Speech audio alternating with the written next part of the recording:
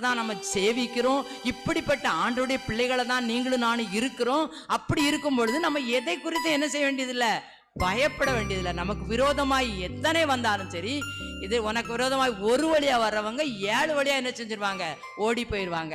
உனக்கு விரோதமாய் உருவாக்கப்படும் எந்த ஆயுதமும் என்ன செய்யாது, வாய்க்கவே செய்யாது. இதெல்லாம் ஆண்டவருடைய வசனம். இதெல்லாம் நமக்கு சொந்தம், எனக்கு சொந்தம், இங்க வந்திருக்க எல்லாருக்கும் சொந்தம். அவருடைய தலை எண்ணெயால் அபிஷேகம். இவ்வளவும் இவரால் செய்ய முடிஞ்சுன்னா இவர்கிட்ட என்ன காரியம் காணப்பட்டது மட்டும் ஒரு சில காரியங்கள் நம்ம சிந்திக்கலாம். அதே 17ஆம் அதிகாரத்தில் அவர் சொல்றாரு, 32ஆம் வசனம், 33ஆவது வசனம். ம் ம்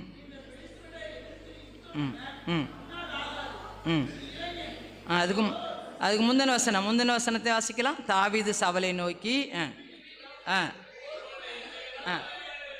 யாரும் என்ன செய்ய போதும், இவன் நிமித்தம் ஒருவனுடைய இருதயம் என்ன செய்யாண்டான்.